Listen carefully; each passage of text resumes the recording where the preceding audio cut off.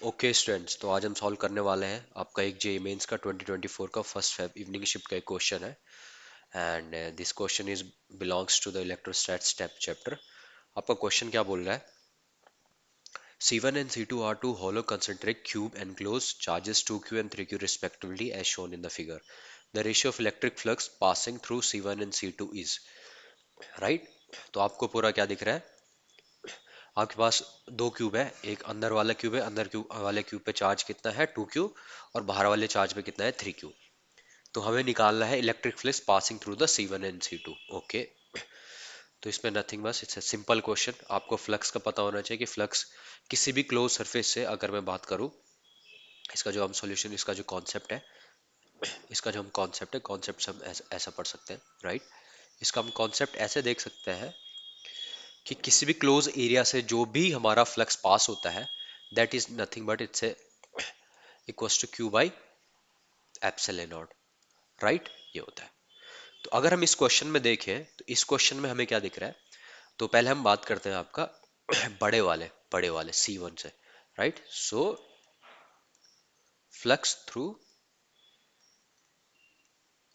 C1, right. So C1, अगर आप C1 को देखोगे तो C1 के अंदर में कितना चार्ज एनक्लोज्ड है, राइट। ये फ्लक्स वैसे क्या होता है? Flux equals to Q enclosed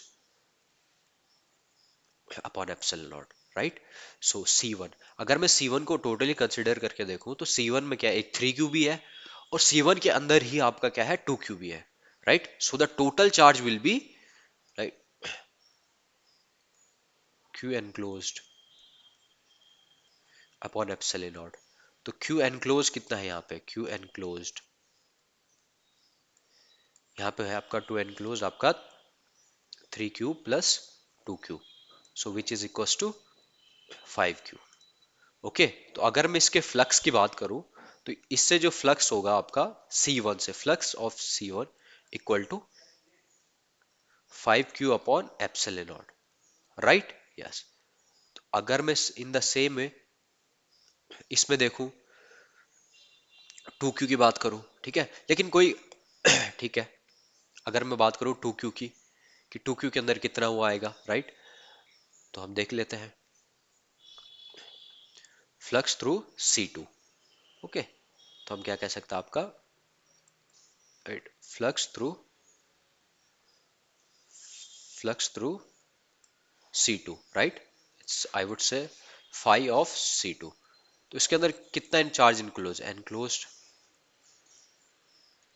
upon epsilon not, right. Okay, तो पहले मैं देखूं क्यू इनक्लोज कितना है उसके अंदर C2 के, C2 क्या है, ठीक है। तो अगर आप इस फिगर में देखोगे, ठीक है, इस फिगर में आप देखोगे तो यहाँ पे आपको दिख रहा होगा इसके अंदर केवल 2q ही चार्ज है, ओनली ओनली 2q ही है, राइट, छोटे वाले छोटे वाले क्यूब्स के अंदर, ठीक है। अब कोई कह सकता है कि यार बाहर वाला जो चार्ज है ना, वो भी तो इसके अंदर, उसके भी तो फ्लक्स इसके अंदर जाएगा।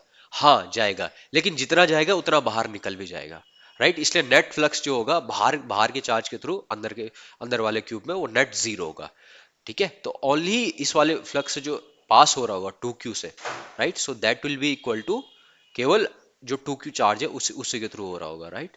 So this is q enclosed upon epsilon naught, so it should be like 2q upon epsilon naught। Okay, so ये है, ये आपका हो गया फाई ऑफ C2, राइट। हमसे क्वेश्चन में क्या पूछा गया, उसने क्वेश्चन में क्या पूछ रहा, क्वेश्चन में पूछ रहा भाई, है ना, the ratio of electric flux through C1 and C2 is, right. तो through C1 and C2, right, so क्या हो जाएगा, phi of C1 upon phi of C2।